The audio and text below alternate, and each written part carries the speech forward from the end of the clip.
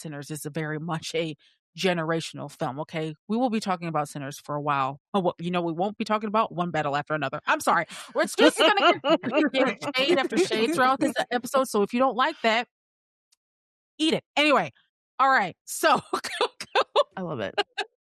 what did you think about the performance?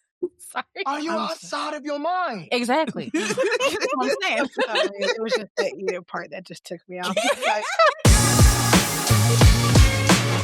So, y'all, the Oscars were last night, and we absolutely need to talk about it. I'm your host, Jackie McGriff, and this is your first time listening and or watching. Welcome to Representation in Cinema, where we talk about films that center Black, Brown, Indigenous peoples, as well as on the film industry itself.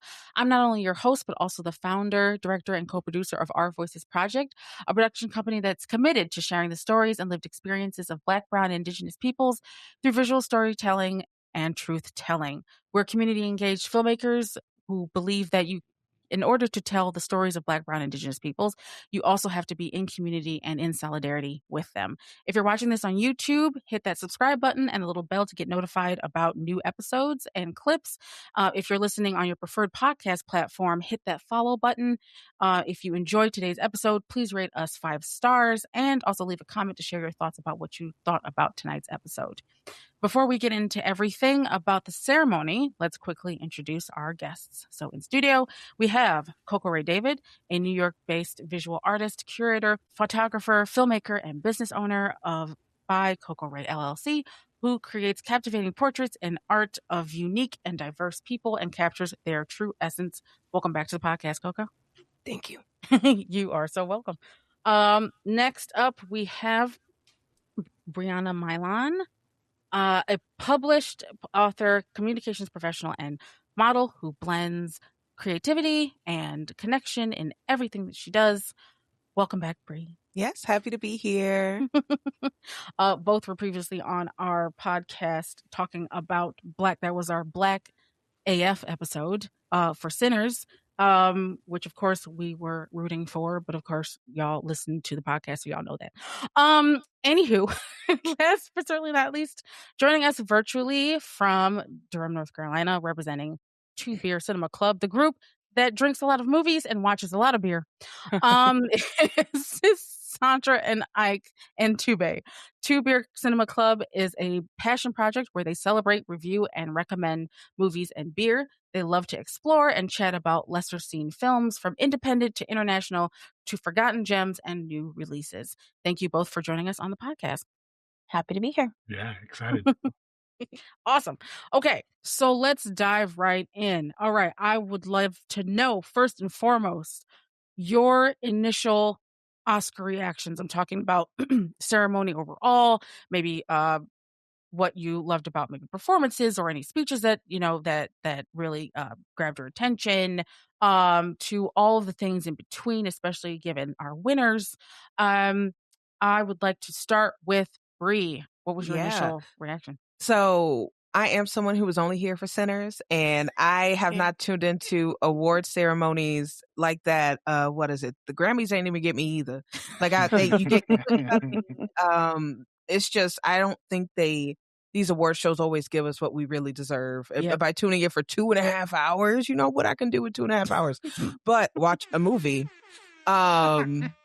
So my initial reactions is I think they set us up with 16 nominations.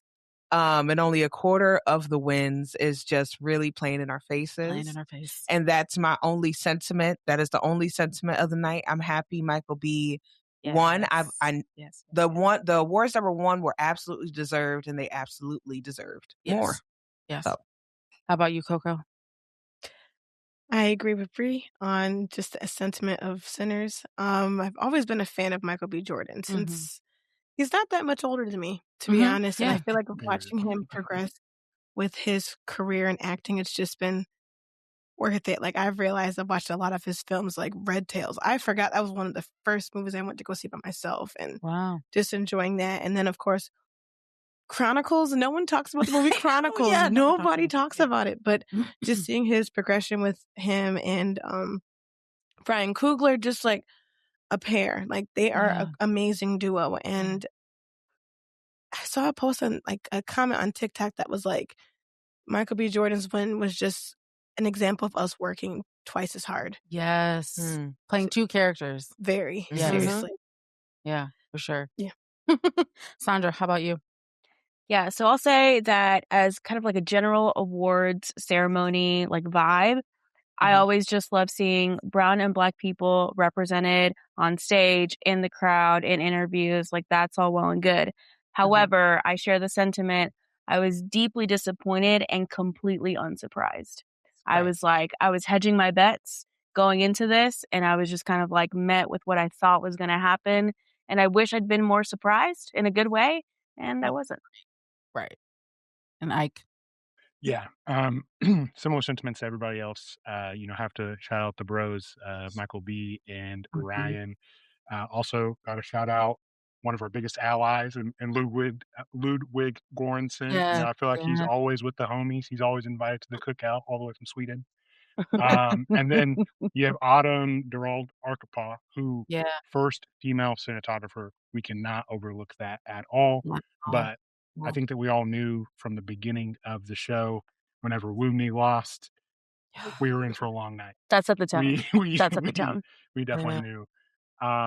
Also, even in another instance where they could have given us a little something, they went with sentimental value over the secret agent, which has a lot of representation, or even it was just an accident. And so, yeah, once again, not surprised, but still disappointed.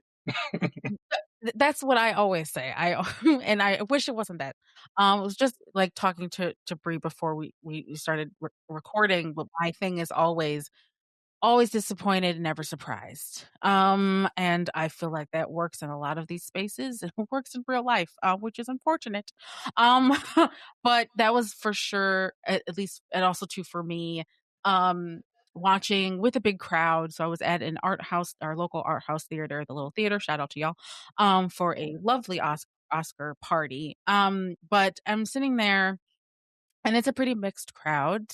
But of course, you could tell a lot of people in the room were also there for Sinners, which was great. There was quite a few people there that were also, though, cheering for one battle after another.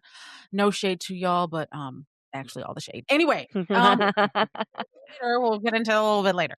But yeah, my overall thing was like that with that first thing. Now, I didn't think that Wunmi would get it. I was absolutely rooting for her. And I thought it would go to Tiana, right? So because I'm thinking, from past award ceremonies, right? Thus far, she had been the favorite, and so I'm thinking, okay, it's going to go along those same lines. Well, turns out that not only does Wunmi not win, Tiana doesn't win. We get Amy Madigan for Weapons, which I don't know what or how y'all felt, especially Sandra and Ike, but like when you were watching, what was the emotion that came over you? Because I was definitely sitting there confused. I don't know what y'all think about that. Yeah, I feel like there were definitely some people saying that it might be her. Some people in like the sphere were kind of saying, "Oh, this might be her," because of like kind of the career achievement thing. She's been acting for 40 years or whatever that is. And so I kind of chalk it up as that, of them kind of being like, well, let's give it to Amy because she'll come up on stage and be like cute about it and palatable, and like that's how we'll lead into the night. But it definitely felt like, that election night when like the first swing state goes the wrong way and you're like, yup. More of the same. Yeah, honestly, the optics are always just like bad vibes whenever this happens. And I'm just going to go ahead and say it. Like, do I love like Amy Madigan's like career? Like, cool. Yeah, absolutely. But also that woman was given ages to talk on stage, like so much time, and they like cut off other people. And I was like, well, okay, sure. You'll let Amy talk forever, but everyone else doesn't get a shot. Whatever. That's your business. And it was the people with the furthest commute that got to talk the least. People coming from Korea, people coming from other countries were like, yes, we did it. And they're like, all right, we're cutting you off. Yeah. Yeah. It's a bummer. And normally, like if they're still standing there, then they'll usually the music will kind of like die out and they'll be allowed the chance to speak. No, they weren't allowed that opportunity, right? As you said, like Amy got it. And then also too, like I think after that happens, Adrian Brody gets on stage and makes like does this whole bit, where he's, because they were criticizing like him taking a long time. And so he does this bit where he's able to stay up there for like, he takes his time, and whatever it is that he has to do when he's up there to present. So I'm just going, so this is just bad form all around. Like y'all are not even allowing them the space and the time to do that when so many other people were given that opportunity. And again, there's just like, there's always this, as much as, well, you know what? I don't even think we can get away from the fact that Hollywood is heavily, right, like racist, right? They champion these like, well, we're all about diversity, equity, inclusion, and all of these. But of course, seeing as how we're in this current administration, and there's been, whole companies that have kind of been complying early, right, and sort of dialing back from the already limited DEI they were doing in the first place. But then it's like you're giving people like just in that act where you're allowing folks to really take their time, but then when it comes to some of the other categories, especially where you're seeing a lot more diversity, they're not offered that chance. I also want to go back to something you had said to Ike about this idea of seniority, right? When someone's been in their career for so long, right? And so they usually, with, I guess, to account for all of the wins that they didn't get over the years, right, to offer them that same opportunity, right, to get their awards. So you're seeing that with Amy. What I was surprised to not see it with was with Delroy Lindo. Now, go, Bree, go. I know you got something to say. Listen, I ride for Delroy at dawn, okay? Absolutely. His moment, and I think they should have given him the same grace they gave Amy. Yes. And he has been with us in Black America for so long. One of our most treasured actors. Quickly. And come on. So for so long he's been extremely instrumental in the things that we watched growing up and that shaped Black media. Yes. And this was his moment because like Wumi, I also thought, I don't think she's going to get it. Yeah. But she also is young in her career, also has so much more time to get that recognition again. And I have no doubt that she will. Right. Delroy is a senior in his career and has been doing this for so long. And who's to say he's going to be in another movie that reached this kind of stardom? So it's not that he's not extremely talented, but Sinners was once in a lifetime. Once in a lifetime. And then and there's the thing, it's like we would have loved to have him to see him get it regardless. But not only are we talking about like someone who's been in this now for a long time, but we're also talking about someone who is not only just an incredible actor, but like that role alone, I'm just going, there's no way that y'all either we're definitely not watching the same film, right? And I'm wondering like who it is, right, that's putting in these votes for there to be such a disconnect. There has to have been, because you would have to understand the history. You would have to understand our connection to our ancestors. You would have had to understand there's so much depth within the his improvisation character alone. Oh my in God. the car. Like, and him really following the beat of that character in that scene and allowing it to just happen like that. I'm sorry, that intuition, how do you not reward that? Like, how do we not give him his flowers at this point? Yeah, right. That movie does not happen without him. Like without Delroy, that movie is not near as successful. If he's not second on the call sheet, he's probably third, and like that is, he brings it all together. And then to also give it to Sean Penn. You know what? At least he didn't bother us with any kind of airtime. At least I'll give him. I mean, it's disrespectful. Don't get me wrong, but also at least I didn't have to hear his voice. Yeah, I don't know what he would have said, and I didn't want to hear it. No. And also though, shout out to Kieran Culkin, who And it was like he either, because he's not there, either just because he can't or because he doesn't want to be. And I was like, oh, you are Romulus from Succession for real. Absolutely. Like he is his character from Succession. And I'm like, I appreciate you, Karen. Oh my gosh. Okay. So to move into, let's talk that surreal sequence performance. Oh my God. Okay. So Coco, I want to hear from you about that, about the performance, about seeing again this scene that we've been talking about for the longest time, and we'll continue to talk about, because again, Sinners is very much a generational film. Okay, we will be talking about Sinners for a while. Oh, we won't be talking about one battle after another. I'm sorry, we're just gonna get shade after shade throughout this episode. So if you don't like that, eat it anyway. All right, so I love it. What did you think about the performance? Sorry. Are you outside of your mind? Exactly. That's what I'm saying. Sorry, it was just the eater part that just took me off. It was, to be honest, as somebody who's always been just an admirer of music and growing up on music and having a sibling who's in music, it is always surreal to just see how people can transpire like a scene from a movie into real life. Yeah. And Miles, I already knew it. This child has a voice that's just beyond his years. Ancestral. Very. Yeah. And just being able to see him perform, one in the film, and also just how he even got that role and debuting the way he did is just so, just hearing the stories and everything, I'm just like, this child is blessed beyond like his years. And just being able to have a voice like that is so different.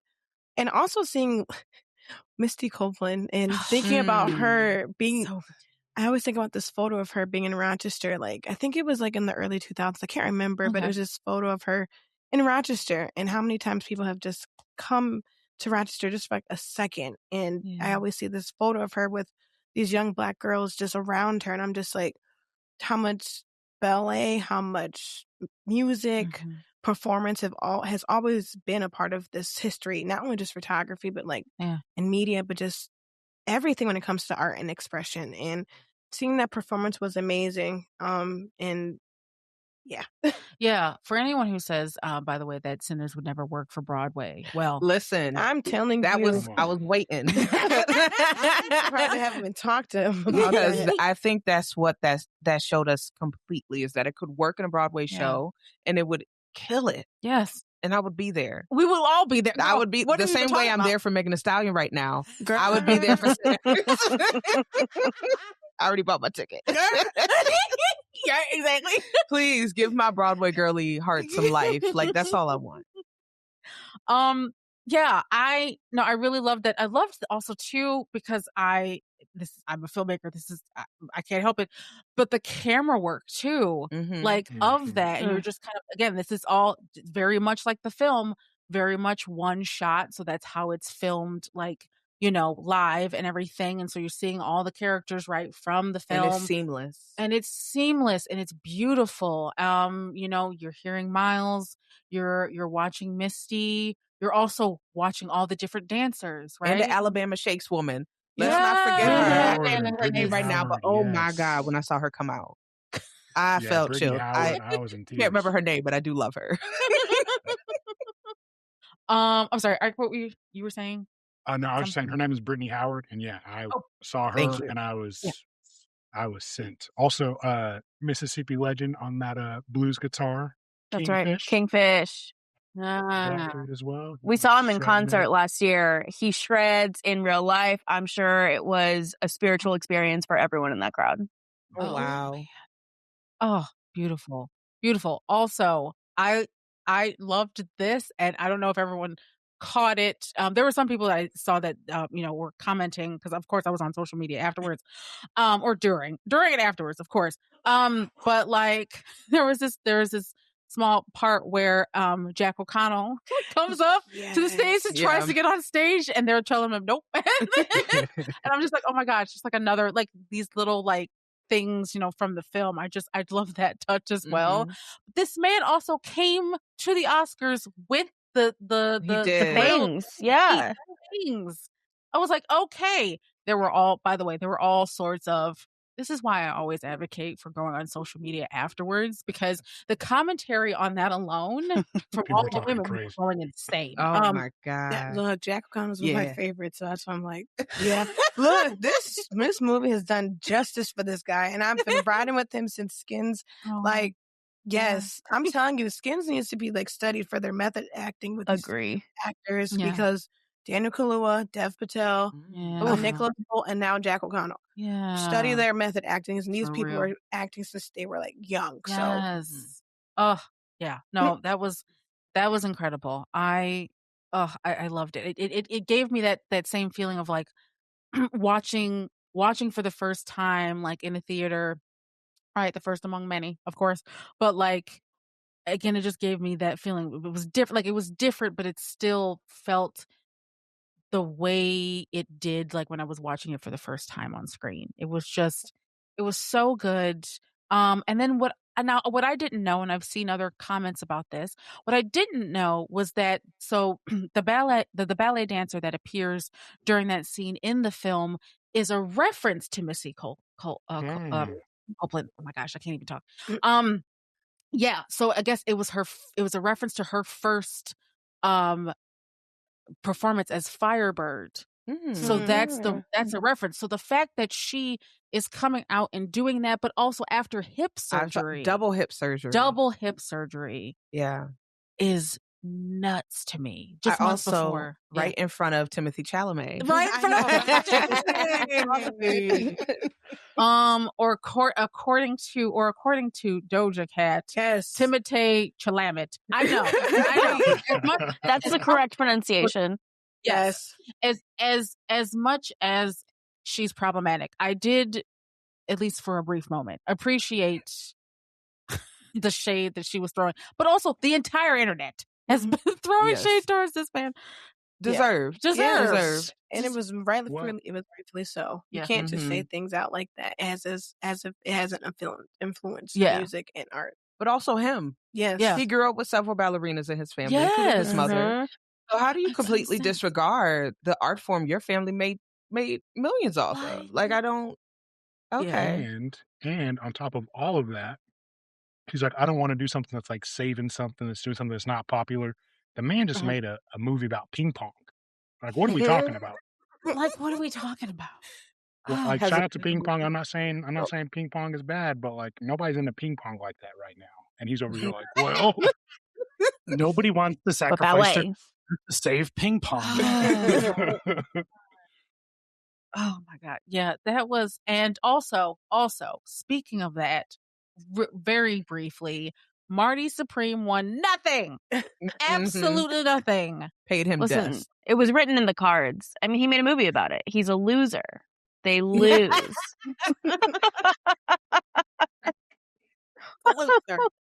Oh, that boy taking L's. On screen and off. On screen and off. Oh, oh my God.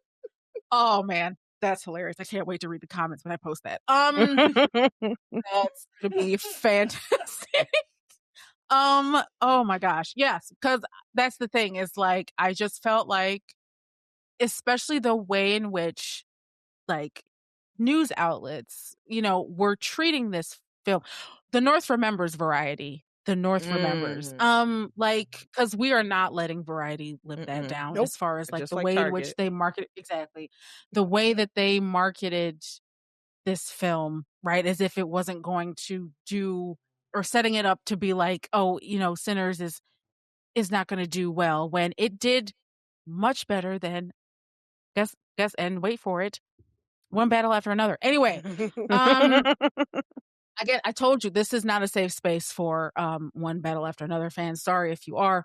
I have so much that, you know what? In fact, I'm going to include some links in the show notes for y'all, just to point to, some opinions from other Black women about that film. Anywho, but what I also want to get into, of course, especially with, the things that we did that we did see. I want to, instead of like throwing shade, which I mean, I will continue to do, of course, because that's just me. But some of the things that we also did see, on top of the performance and everything, Autumn Gerald Arkpaw getting the win for best cinematography, I thought was incredible. First female, which I have some mixed feelings about. I don't know, does anyone want to talk about that, or like, what your thoughts and feelings were, after seeing that win? Well, yeah, as the man here. No, I'm kidding. Y'all go ahead. Oh my gosh. I think it was just very inspiring to see her get the dues. I'm obviously upset that it took this long for her and others to either get overlooked and just for her to get recognized at this point in time. Mm-hmm. But also at the same time, the decision making that came into the point for her to get this, thinking about the film centers and just the continuous shot and how she utilized the continuous shot, the colors. I can talk about even just the point of using film and just learning about just standards and like ratios and stuff like that. Like there's a lot of methodical thinking when it comes to like the way a film should look from just it being from wide to full screen.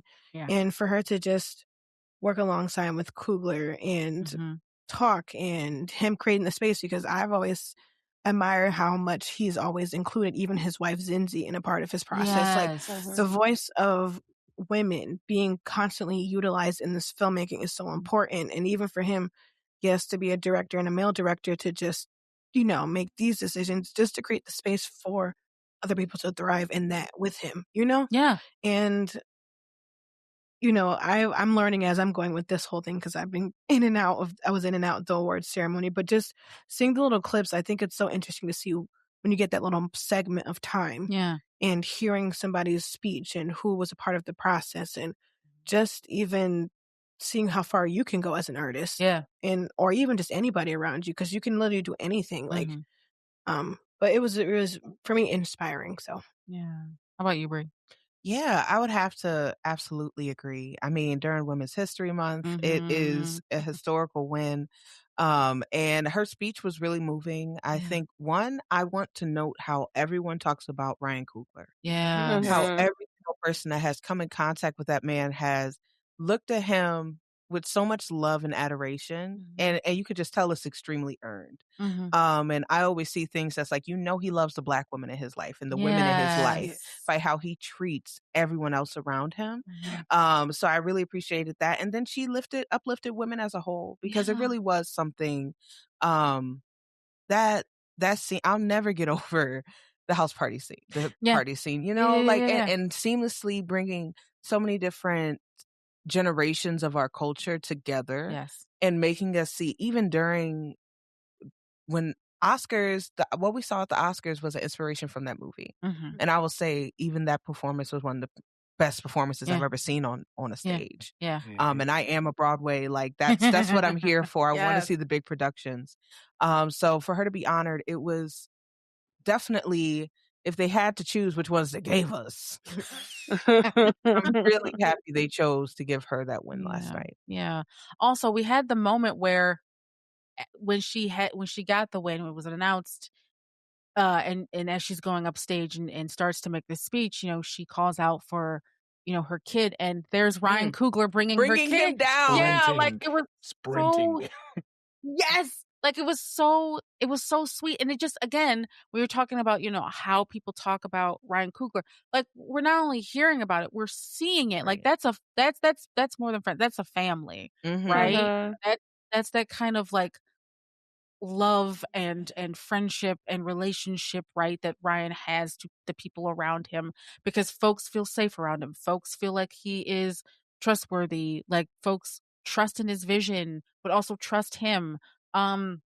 It's beautiful to see, and it's, again, I think just also added to all of my emotions, right, from last night, because as a filmmaker, you're constantly thinking about how folks feel on set, how people you know, feel about a role or feel about, you know, because of course I'm a documentary filmmaker and eventually would love to go into narratives, but like just talking from like a documentary filmmaker's point of view, I'm always thinking about whether or not the person across from me feels as though they can share their story and to feel as though that they're in a safe space in order to do so. And so what I want to do constantly is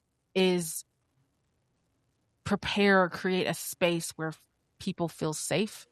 People feel like they can depend on me, that I am being very clear on like what my expectations are and what the vision is that I have for a project.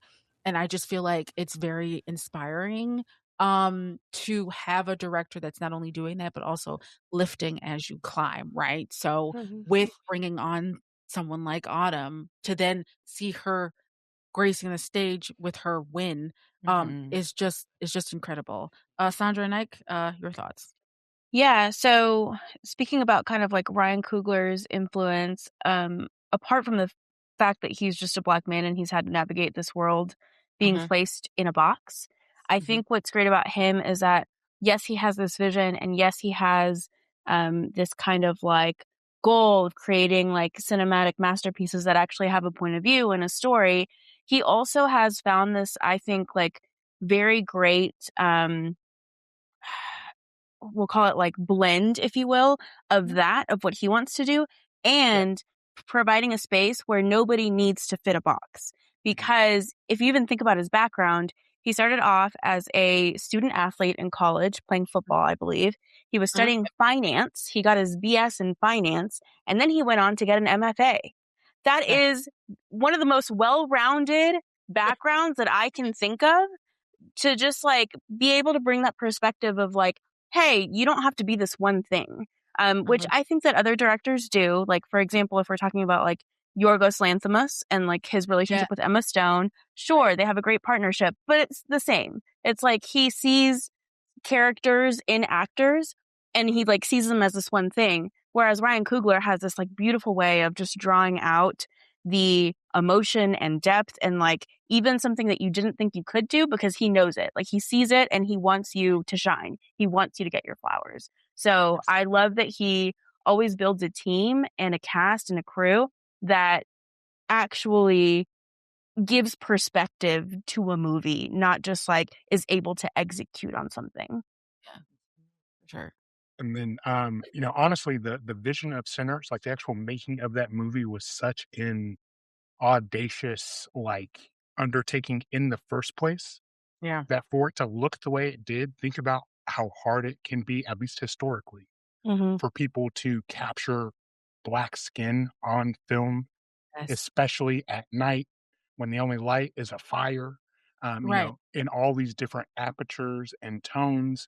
Honestly, it feels a little weird that it was a surprise that she won, because to make that movie look that good and to actually turn that vision into a reality through the cinematography, that feels like a no-brainer. Like whoever did that should win. And it just so happens that it was a woman, which is why it was so surprising. Yeah, 100%. God, there's so much. Like there's so many layers. I see Coco over here nodding. Like there's so many layers to what you just said, because it shouldn't be a surprise. It shouldn't be a surprise, and yet here we are in the year of our Lord 2026. Right. I was even just going to say, kind of to the team dynamic of what Ryan Coogler brings to the table. Michael B. Jordan is twice, 3 times, 4 times the actor he was when he did Fruitvale Station with Ryan, his first film. Which was already incredible. Like already incredible. But you really look at what Michael B. Jordan is able to do on camera today, and Ryan Coogler has brought so much out of him. And give him the space to just like giving him the space to be more than just like eye candy, which he is. Respectfully, he is. Respectfully. Absolutely. And yeah, well, like you see that, and you even see Wumi, who, if you hear her head voice, insane the work that she was able to do vocally. But she talks about how the two look different. One of them had dimples. One of the twins had dimples. Yeah. The other one didn't. Stack had the dimple. Smoke did not have a dimple. And someone said Stack is the one that came to the Oscars last night. Yes. Nice too. I heard he was wearing different shoe sizes. He wore tighter shoes for Stack to keep him light on his feet. Okay, yeah. And bigger ones on Smoke to like drag him down a little. It's intense what he did to make that character come to life. It's intense. Twice the work. It's twice the work in order to be half as recognized. Right. Speaking of which, okay, getting into this is the part of the podcast. I mean, we've been doing this throughout, but I'm always here for more shade. Because because the Oscars be on some bull. So we see that first, not the first sequence, but we're first introduced to the twins on screen. Just again, the fact that Michael B. Jordan is playing two characters and having them side by side sharing a cigarette. And the fact that it didn't win, was it filmmaking? Oh no, sorry, film editing. Mm-hmm. But yeah, film editing or visual effects. And I know that Brie had something to this, especially about Avatar winning. Yeah. Yeah. Come on. Like, really? Like, Avatar is glorified blackface for me. Ooh, hell yes. And because really we are letting a white man go in, put on a bodysuit of a culture. Yes. And go in here and start mucking around, and you think he the savior. And it's like, please, listen. Okay. All right. So for that one to win, like, yes, I feel like that was Avatar has been this holy grail since it first came out, like the biggest grossing movie. Sure. Yeah. Which I'll say that to people and they'll be like, really? It is? Yeah. Oh yeah. And I think it's been this holy grail, and there's so many in the queue. Right. Mm-hmm. And I feel like they're going to get their not sympathy, but just customary nods. And this was their customary nod. Yeah. One that they thought no one would fight over. And we can make sure that all of them have something to, tip their caps to. Right. And I don't think it's any more than that. Sorry. Yeah. No, for real. This is also the same director that said so at least for the second Avatar film. But James Cameron got up here and said, just with all of the audacity of a white man, no offense, Chris. But he also said like the fact that, or basically his whole motivation was, this is what I imagine that this story would be what would happen if Native Americans had the tools to fight back against the colonizers. Oh, brother, this guy stinks. I'll flip this table over. Because are you serious? That's out of his mouth. And just saying that, thinking, oh yeah, no, this is a great thing that I should have said just then. Or this is a great motivation for a film. And I know there have been comparisons, of course, that and I've made to Avatar. People were saying that Avatar was was it Dances with Wolves? Dances with Wolves. Dances with Wolves. And I said, I'll do you one better. It's Atlantis. Mm-hmm. So, because I get the Dances with Wolves comparison, but I'm also just I'm going to take it a step up, actually. Hey, shout out to Fern Gully. Come on now. Oh, that's right. Oh my gosh. Honestly, pick any white savior movie. It's that. Yeah, I mean, Pocahontas. Pocahontas is in the chat. Yep. Yeah. Pocahontas they in the entered. chat. Revenge for Pocahontas. I know. Yes. Oh, it's crazy. Also getting into, hold on. I want to hear from anyone else if you have, and I'm sure you do. Before we get ready to move on here. Any more shade for anything? Because of course I'm here for it. My only shade is that I watched the first Avatar and then I didn't watch the second or the third, especially not in theaters. And I had them winning one award all the entire Oscars. And I was like, I mean, they're probably going to get just a pity visual effects. That's probably what it has to be. And yeah, it was. We had it as will win, and then obviously Sinners as should win. And as no surprise, of course, to anyone who's listening or watching, first of all, Paul Thomas Anderson getting Best Director and obviously Best Picture for One Battle After Another. Just no, absolutely not. Also, first casting. We had casting as a new category this year, and One Battle After Another takes it.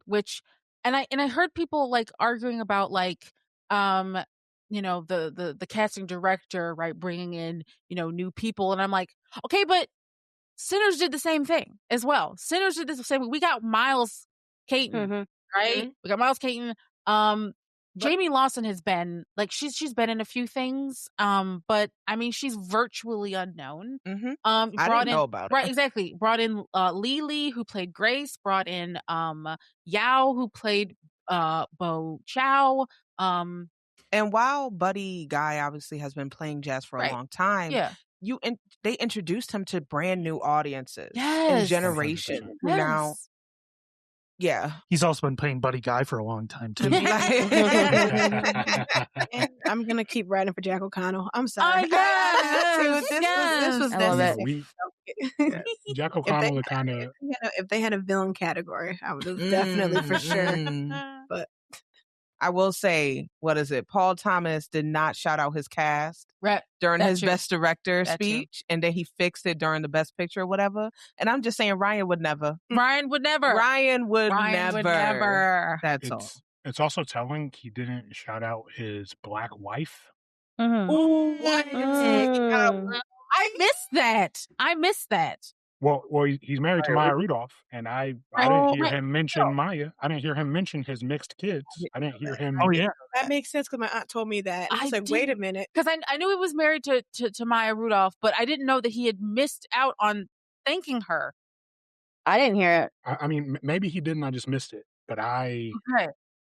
We'll have to check and see. But oh my god, yo, not Maya. What? Okay. Wow. Yeah, no, I'm sorry. Y'all just like total my mind is blown right now because I totally missed that. Okay, again. Meanwhile, I didn't know they was married. That's crazy. Wow. See? He ripped that daughter? Yes. What? All I'm saying is that Ryan Coogler's wife is not like an actress or like in the limelight, and we know who props Ryan up. We hear about Zenzi every moment, and as a fellow big wife guy, I can't imagine thanking people and not having her come to mind. You know what I mean? Right. Exactly. That would be the first. Like, out of the blue. Yeah, crazy. Let's see. So, before we, of course, wrap up, I do want to also mention there were not as many political speeches as I thought there might be. But there were definitely, I'm always looking for that. Because of course this is Our Voices Project.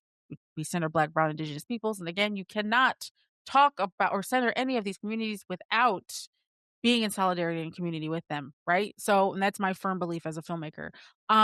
So the two highlights for me, at least, and y'all can also, share if there were any other moments. But for me, it was Javier Bardem getting up there and saying no to war and free Palestine, and I was just like, yes.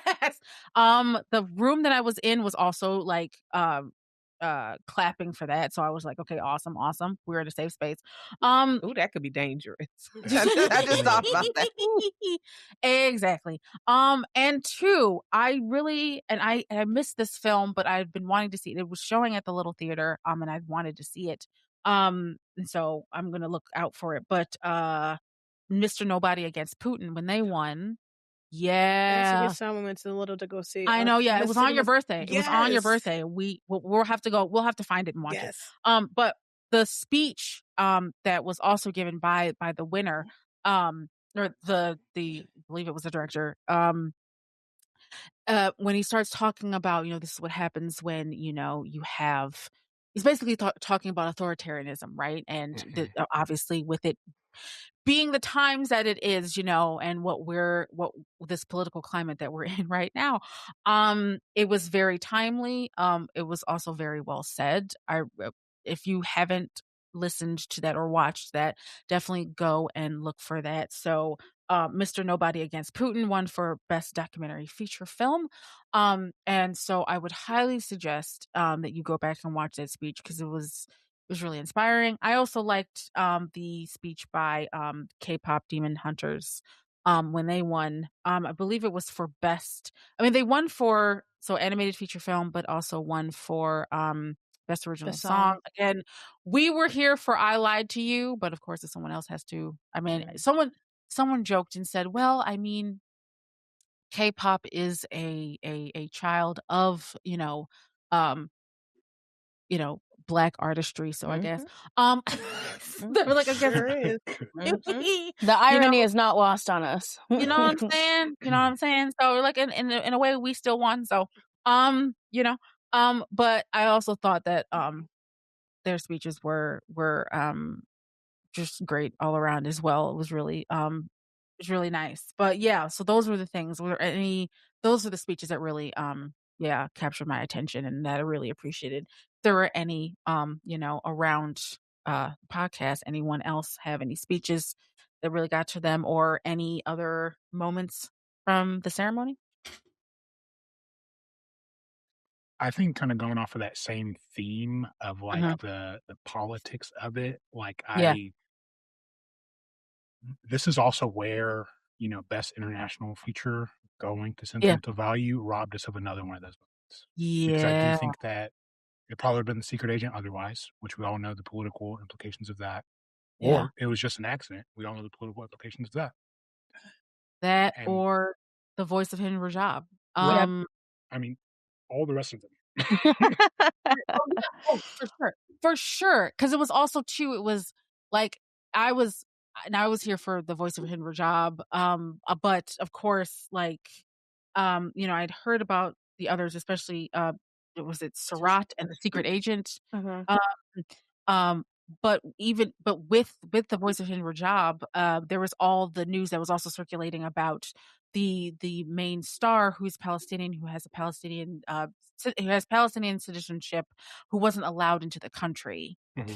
So that's why he wasn't able to be there tonight. So again, you are absolutely correct. And usually that's what we get, especially within this category. I'm remembering, was it Boon Jong-ho or who did Parasite and Snowpiercer, who was talking about, the importance of, he's talking about, inclusion, especially watching more foreign films and not being afraid of like the little, I forgot how he puts it, but he said something to the effect of, not being scared of subtitles, basically, and, branching out and expanding, your palette, if you will, as far as film goes. So, so that was definitely missing. I know Conan O'Brien made a few like jokes here and there and stuff, but like what I really here for, of course, was for the winners and them using their platforms, right, to talk the things that are very much relevant and happening right here in the world. And also just one more quick thing now that I'm remembering, which is usually what happens at the end of a podcast, but hey, you're here and I appreciate, talking to you all about this. But one more thing is in memorandum portion of they forgot Malcolm Jamal Warner. Oh my! You know what I'm saying? So what is it? Because people were also, I didn't realize that because I didn't watch the whole thing. No, that's fine. But what is it? I had seen that people were upset about James Vanderbeek from Dawson's Creek. Yeah, that's right. He didn't get it either. Yeah, Eric Dane. So only thing I will serve up is that they're known for TV, and that might be okay, maybe. Okay. That's because absolutely we could ride for Malcolm. We can ride for absolutely. But Malcolm. I do think it was because they were from TV. Okay. All right. Okay. So that's an asterisk next to it. Yeah. Like, but we can still side eye. We can still side eye. All the side eye. All the side eye. Okay. So any final thoughts before we wrap up?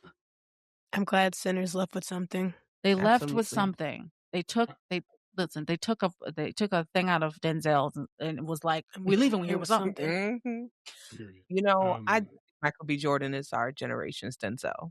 I do. I think he is moving into that space very clearly. His talent, his persistence in work and what he chooses. Yeah. I think he is very much building that kind of legacy for himself. For sure.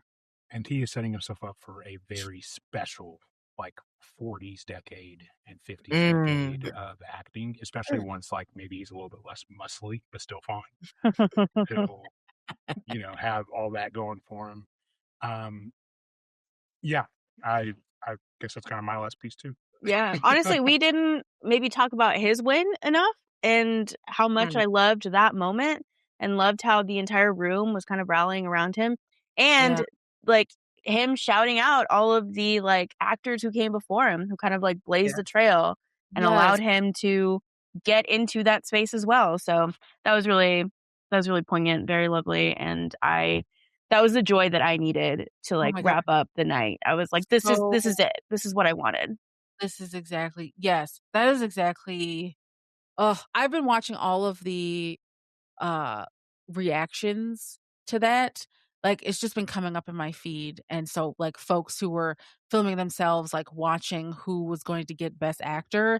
And so, for seeing folks just screaming at the top of their lungs, which is definitely what I did, which all did, for Michael, just shows you again how much Sinners, not only just like Sinners resonated with so many people, and then so many people were rooting for this film, but also just rooting for him because of the incredible performances, right, that he gave within the same film. And I also love that he shouted out all of those people, especially Will Smith, right? Someone says every year someone should just go and slap Chris Rock. I wouldn't be mad at, to be quite honest. Would not be mad at, because I'm sorry, he deserved it, y'all. He deserved it. He has a slappable face. You know what I'm saying? You know what I'm saying? Yes, he really, really much does. But I also, because Will is no longer allowed, right, at the Oscars, but to still give him that shout out. Well, I loved that. I absolutely loved that. And he's a pioneer. He's a pioneer in so many different genres. So many different genres. Yes. Yeah. Which I'm really excited for those two to work together in I Am Legend 2. Like that was really special. Oh, that's right. Oh my God. And then just in case you wanted another reason to not rock with Variety, one of their articles today was Sinners did make Oscars history as the first film to lose 12 nominations. Somebody fire that writer, please. Somebody throw the entire publication in the trash. Just throw it all out. White supremacy. Them and Rolling Stone. Just fun. No. Yeah. In the trash. In the trash. Oh my gosh. Well, listen, y'all. I can talk about this all day. And I mean, if you wanted to do a part 2, I'm always down for it, just to talk more about films. Of course, in general, especially our, some of our winners. But I really thank y'all for being on the podcast today. It was really an amazing, amazing time. Just again, reliving last night's moments. There definitely, of course, I would have loved to see Sinners win at least half of those, playing in our faces like this. But of course, it's on brand. We are always disappointed, never surprised. Which I also feel is a great segue into mentioning that.